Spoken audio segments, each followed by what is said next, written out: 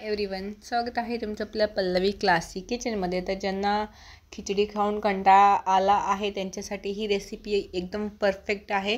फक्त 2 बटाट्यापासून आपण करणार आहे एवढे प्लेट भरून कटलेट. ओके, तर त्याच्यासाठी आपल्याला काय करायचे, बटाटा अगोदर शिजवून घ्यायचा आहे, त्याला खिसून घ्यायचं आहे खिसणीनं. आणि मी गरम गरम बटाटा खिसत आहे, त्याच्यामुळे चटके एवढे बसत होते ना की बोलायचं कामच नाही. आणि त्याच्यानंतर आपल्याला त्याच्यामध्ये हिरवी मिरचीचा ठेचा ॲड करायचा, फक्त हिरवी मिरची.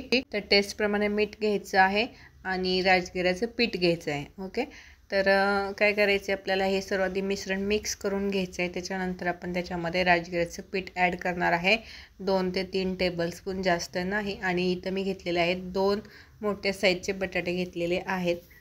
तर अशा प्रकारे आपल्याला मिक्स करायचं आहे. आणि हे राजगिऱ्याचं पीठ आहे, ठीक आहे, पाहू शकता. इथं मी 2 ते 3 टेबलस्पून घेतलेलं आहे. थोडंसं एक्स्ट्रा घेतलं तरी चालेल, म्हणजे काय होतं, ज्यावेळेस आपण त्याचे बॉल्स करतो आणि फ्राय करायला घेतो ना, त्यावेळेस ते कढईला जरी चिटकले ना तरी पण ते तुटणार नाहीत. म्हणून अजून 1 टेबलस्पून घेतला एक्स्ट्रा तरी चालेल, ठीक आहे. राजगिऱ्याचं पीठ आहे रेडीमेड. ओके, हे सर्व असं मिक्स करून घ्यायचं आहे आणि पाहायचं की ह्याचा बॉल तयार होतो आहे का.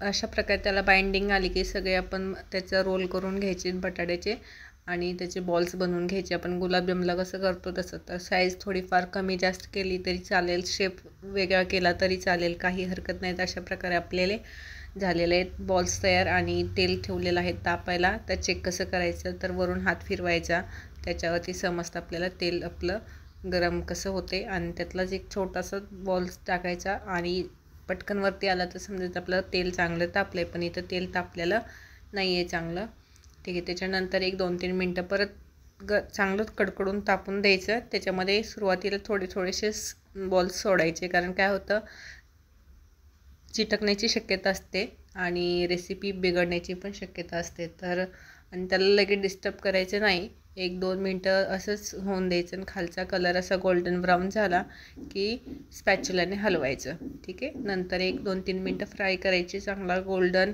क्रिस्पी असा लुक आला की ते आपल्याला बाहेर काढून घ्यायचं आणि चटणीसोबत मस्तपैकी असं खायचं. त्याच्यासाठी आपण चटणी पण बनवणार आहे, तर रेसिपी पूर्ण पहा. आणि ज्यांना खिचडी खाण्याचा कंटाळा आला आहे त्यांच्यासाठी एकदम परफेक्ट रेसिपी आहे आणि बिघडणार नाही याची 100% गॅरंटी. ओके, आणि एकदम असे क्रिस्पी क्रंची असे कटलेट आपले इथं तयार होतात.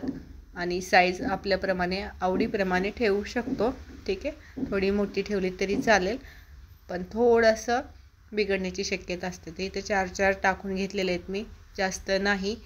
तर कारण काय होतं, एकदम जास्त टाकलं तर सगळं एकच जागेवर येतात, ठीक आहे. तर पसरट कढई असेल तर जास्त क्वांटिटीमध्ये फ्राय करू शकतो, ठीक आहे. तर असं सिलिकॉनचा स्पॅच्युला नसला तर कढईने काय करायचं, थोडंसं चिमट्याने हलवायची कढई. त्याच्यामुळे काय होतं, ते एकमेकाला चिटकलेले निघून जातात आणि व्यवस्थित फ्राय होतात, ठीक आहे.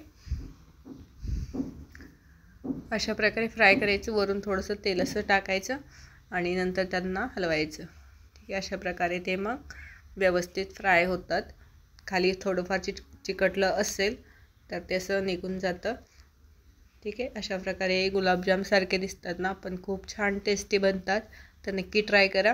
आणि आता आपण चटणी करणार आहे अशा. आणि साईडला मी फ्राय करायला ठेवलेले आहेत आणि त्यातलंच तेल घेतलेलं आहे चटणीसाठी. तर 2 मिरच्या मिक्सरला बारीक करून घेतल्या आणि त्याच्यामध्ये थोडंसं तेल टाकून ठीक आहे, थोडंसं तेल टाकून आपण शेंगदाण्याचं कूट टाकायचं आहे 2-3 चमचे. आणि नंतर त्याच्यामध्ये पाणी ॲड करायचं आहे, ठीक आहे. तो व्हिडिओ आला नाही आहे, बट हे शेंगदाण्याच्या कुटाची चटणी बनवलेली आहे हिरवी मिरची टाकून.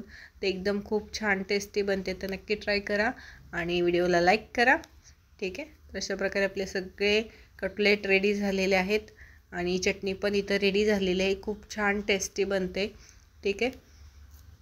तर असेच नवनवीन व्हिडिओ पाहण्यासाठी आपल्या चॅनलला सबस्क्राईब करा आणि व्हिडिओला लाईक करा, ठीक आहे. तर चटणीला थोडंसं आपल्याला गॅसवरती उकळी येऊ द्यायची आणि उकळी आल्याच्यानंतर अशी थिकनेस आली की आपल्याला काढून घ्यायचे एका बाउलमध्ये, ठीक आहे. तर अशा प्रकारे आपले रेडी झालेले आहेत कटलेट्स. ओके, आणि असे तोडून दाखवते मी तुम्हाला. बघा आतमध्ये एकदम असा काय सांगू एवढे टेस्टी झालते ना की बोलायचं कामच नाही. असं चटणीमध्ये डिप करायचं आणि असं खायचं. ओके, तर असेच नवनवीन व्हिडिओ पाहण्यासाठी चॅनलला सबस्क्राईब करा आणि व्हिडिओला लाईक करा. भेटूया आपण नेक्स्ट व्हिडिओमध्ये. बाय.